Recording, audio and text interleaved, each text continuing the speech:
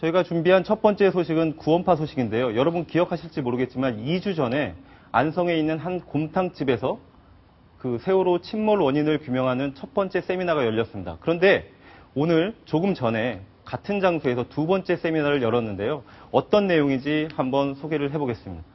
자, 오늘 조금 전에 끝난 걸로 알고 있는데 지금 구원파에서 곰탕집에서 세미나 두 번째 열었잖아요. 어떤 내용들이 나왔고 현장 분위기는 어땠는지 간단히 소개를 해주세요.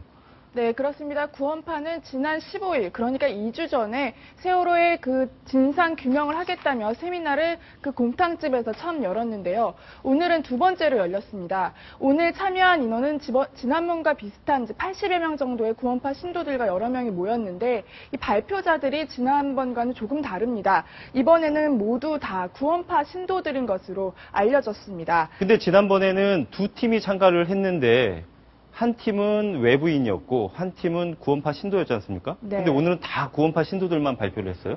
네, 오늘 저희가 채널의 취재진이 오늘 같이 가서 그 현장을 봤었는데요. 지난번에 이제 발표를 하고 약간의 그런 압박을 좀 일반인 참가자들이 느꼈던 것으로 풀이된다고 전해줬고요. 그래서 이번에는 구원파 총 3팀만 이제 지금 이제 보이는 이 영상처럼 오늘 세미나를 열게 됐습니다. 그 주제는 역시 이제 세월호 그 진상 규명에 대해서 이제 여러 가지 주제들에 대해 토론을 했는데 이제 먼저 첫 번째 팀이 레이더에 나오는 뭐 주황색 물체는 무엇일까? 변침은 침몰 원인이 아니었다. 뭐 해수부의 자료가 조작됐다. 이런 세 가지 주제로 오늘 세 팀, 그러니까 구원파 신도들이 토론을 했다고 합니다. 오늘 논의된 내용도 보면은 뭔가 이렇게 정확하게 콕 집어서 얘기한 게 아니고 의혹을 제기하는 수준에서 머무른 것 같은데 그런데도 불구하고 구원파에서는 이번 세미나 굉장히 많이 준비를 한 것 같습니다. 이번 세미나에 앞서서 참가 신청을 받으면서 이거를 예고하는 동영상까지 준비를 했었는데요. 저희가 그 영상을 준비했습니다. 먼저 보시겠습니다.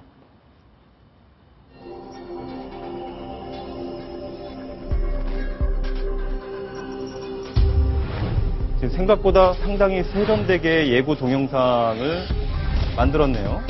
네, 오늘 아마 토론에 앞서 미리 이제 영상을 준비했던 것으로 보이고요. 아까 말씀드린 대로 그 주제들, 뭐 해수부의 자료가 조작됐다, 혹은 뭐 그 선박에 실린 짐에 대한 문제, 그리고 또 주황색 물체의 정체는 무엇이냐, 뭐 이런 그 미리 자신들이 토론할 내용들을 영상에 담은 것으로 보입니다.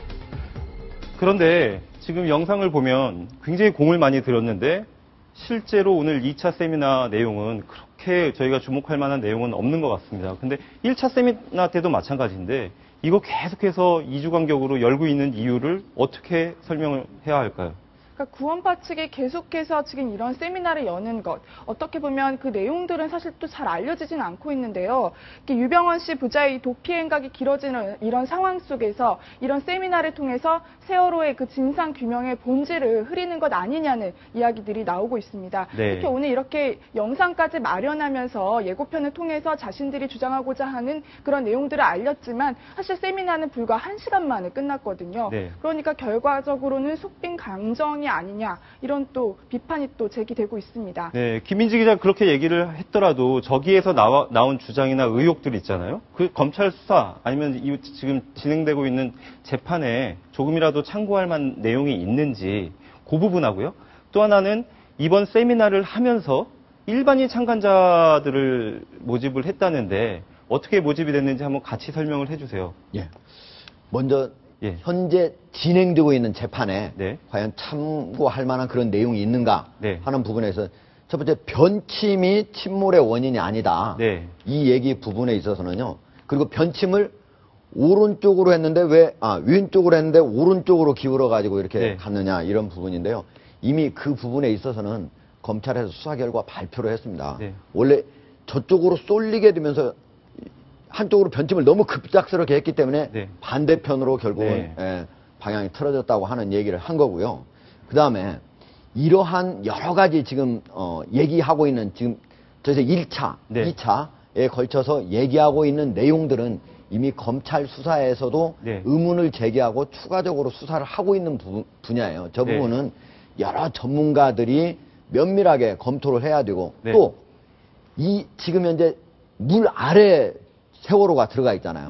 세월호를 건지게 되면은 여러 가지 의혹 중에서 사실 어떻게 해서 침몰하게 됐는지 네. 이 부분이 나올 것이 많습니다. 네. 지금 그 부분이 상당히 인양하는데 시간이 많이 걸리기 때문에 그와 비슷한 다른 배를 가지고 보기도 했고요. 현장 네. 검증을 나서 보기도 했고요.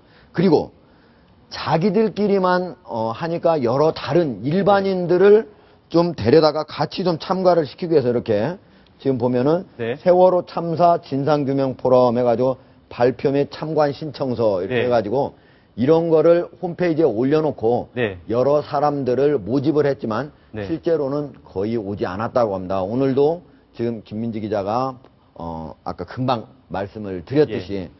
대부분이 다 구원파 신도 80여 명 전부가 거의 네. 구원파 신도로 이루어졌고 실질적으로 별로 얘기도 안 되는 것을 가지고 왜 계속적으로 세미나를 열고 있느냐. 그 부분이 가장 궁금해요, 사실. 그 상당히 궁금하실 텐데 네. 시청자분들도 궁금하실 겁니다.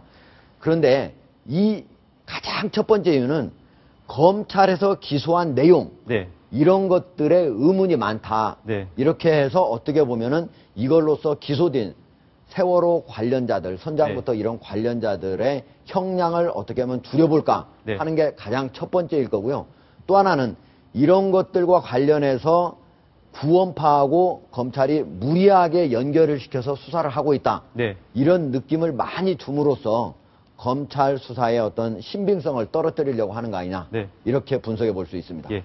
지금 이번 수사의 핵심은 유병헌 씨와 그의 아들 유대균 그리고 그 자녀들이잖아요. 근데 그 유병헌 부자는 지금 전혀 검거를 못하고 있는데 유병헌을 보좌했던 그 측근들은 계속해서 검거 소식이 이어지고 있습니다. 어저께도 유병헌의 오른팔 그리고 유병헌의 최측근으로 분류되는 사람이 구속이 됐다면서요? 네, 지금 현재로서 유병헌 씨 이제 구속영장의 기한이 얼마 남지 않았습니다. 약 네. 한 22일 정도 남았다고 네, 한 하는데요. 20일 정도 남았다니까. 네, 근데 이제 이런 상황에서 어제 유 씨의 오른팔로 알려진 구원파의 금수원 상무인 이석환 씨가 구속이 됐습니다. 네. 검찰에 따르면 이 씨는 유 전 회장의 자금관리 담당 비서로서 최측근 중 한 명으로 꼽히고 있는데요.